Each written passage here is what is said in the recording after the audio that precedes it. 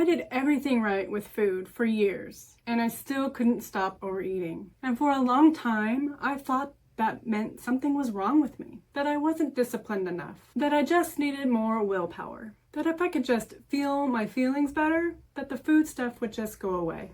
It didn't. And I want to tell you why. Because what I finally figured out changed everything. And if you've ever felt like food has a louder voice than you do, stay with me. This one is for you. If you're new here, I'm Sarah. I'm 48 years old and I've been on a journey with food since my 20s. On this channel, I share the real story, not the polished version, the actual messy process of healing from the inside out. So if this resonates with you, you are in the right place. Let's get into it. Here's something I never said out loud quite like this before. And I'm saying this because I know I'm not the only one who's done this. It started in college. I was working and going to school at the same time, trying to do everything, trying to keep up. And looking back now, I was probably a little bit depressed and stressed, wanting to do all the things that people do in their 20s, but not knowing how to deal with what was underneath. I didn't even have the language for it then. I just knew something felt heavy. And food was always there. I started gaining weight in college, and I did not like my body. I tried things here and there, Zumba, cardio, Weight Watchers, strength training. Sometimes it would work for a little while, but it would always come back because I was not dealing what was underneath.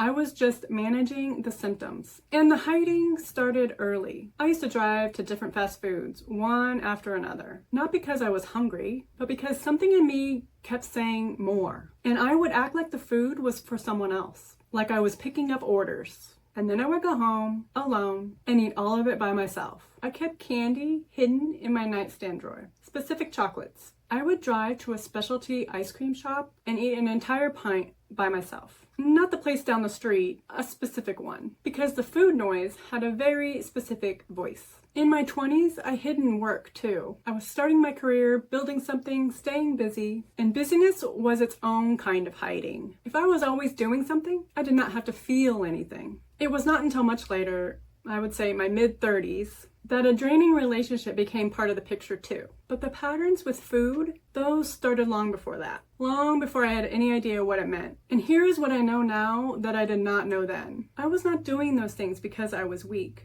I was doing those things because I was hiding the feelings I did not yet know how to feel. Pain I did not have the tools to process. Things I could not say out loud. So my body found another way to cope. And if you've ever been in that cycle of not caring in the moment and then guilt after, I want you to hear this. This is not a character flaw. This is a coping pattern. And there is a very big difference. And here's where it gets a little complicated. It was not a straight line. It never is. Overeaters Anonymous helped me in ways I could not put into words. I stopped eating sugar and flour. I did the work. I wrote things out. I dove into my feelings for probably the first time in my life. And it worked for a couple of years. But then life happened. Things happened in my relationship, and slowly I went back to the food. Years later, I found information about leptin resistance. And that is when everything clicked about why sugar and flour had a specific hold on me. I stopped eating them again. This time I also started writing everything down that I was eating, weighing and measuring. I had already stopped drinking alcohol by then too. I was doing everything I knew how to do. Eating whole foods, good foods, nothing processed. And I was still overeating. And that was confusing in a way I cannot fully describe.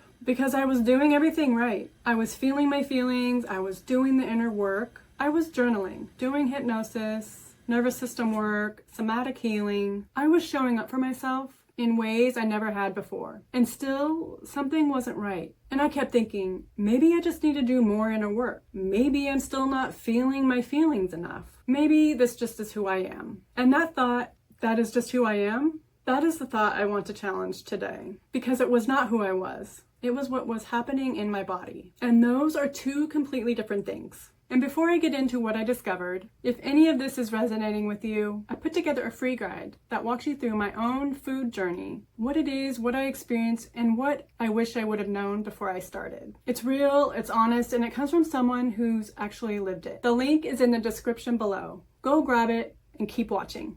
So here is what was actually happening in my body. And once I understood this, everything finally made sense. There are actually two signals involved in hunger and fullness. The first one is leptin. Leptin is a hormone that tells your brain you have enough energy stored and you can stop eating. But when you eat processed foods like flour and sugar over a long period of time, your brain can stop receiving that signal properly. It's called leptin resistance. And what that means is your brain thinks you are starving even when you're not. So it keeps telling you to eat more. Now, I want to be clear about something. Leptin resistance doesn't happen to everyone. Not everyone who eats flour and sugar will experience this. But for some of us, and I didn't even know about this, even after going through Overeaters Anonymous, it is a very real thing. I found a doctor who specialized in this area and explained the leptin piece to me. She had a scale of 1 to 10, and I scored a 9. A 9.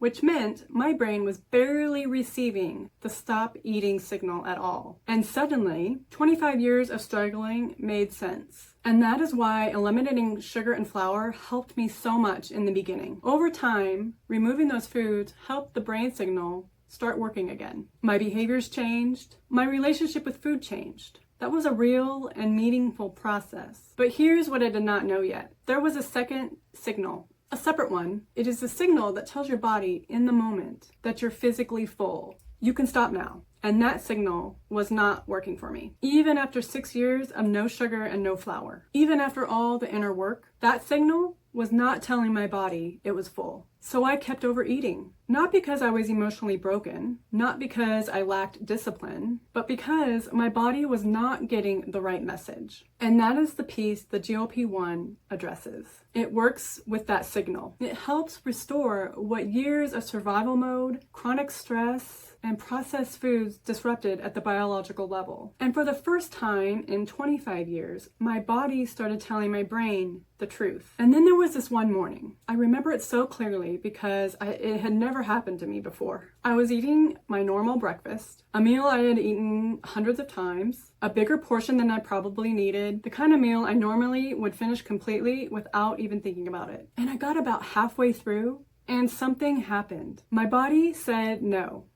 Not my brain, not my willpower, my body. It just stopped wanting more. And I remember sitting there looking at the food still on my plate. The hash browns I couldn't finish, the bacon I left behind, and thinking, that has never happened to me before. In the 25 years of struggling with food, my body has never said, no thank you, I'm done. And I sat with that for a minute, because it felt unfamiliar in the best possible way. It felt like my body was finally working with me instead of against me. And what that moment showed me was that struggle I had carried for 25 years was not a me problem. And once the biology got the support it needed, everything started to shift. Now, I really want you to know that I am still in this journey. I still think about food sometimes. This is not a this fixed everything overnight story. But here is what is different now. My body has a voice. A real one that I can actually hear. And that is something I did not genuinely have before. The food noise is quieter, not completely gone, but quieter in a way that feels like breathing room for the first time in decades. And I'm also doing other things to support my body in this stage of life. At 48, there are hormonal shifts happening. Perimenopause plays a role, and I have learned that healing at this age requires more of looking at the whole picture. The emotional work, the nervous system work, and yes, the biological support too. All of it together. Not one thing in isolation. And I share all this because I spent 25 years thinking that I was the problem. 25 years of guilt, of hiding, of starting over, and trying harder. And what I know now is I was never the problem. My body just needed something I didn't even know existed yet. And if you're somewhere in that 25 years right now, still trying to figure out why you can't just get it together, I want you to hear this from someone who's been exactly where you are. You are not broken. You just have not found the missing piece yet. And I want to ask you something before I go. Have you ever done everything right, followed every rule, done the work, and still felt like something wasn't clicking? Drop it in the comments below, because I think more of us have been there than we ever say out loud. And you do not have to figure this out alone. If this resonated with you, I put together a free guide of my GLP-1 journey. Just one woman sharing her honest experience so you can decide for yourself if this is something worth exploring. The link is in the description below. Go grab it. You deserve to feel at peace in your own body. That is not too much to ask for. I will see you in the next one. Take care.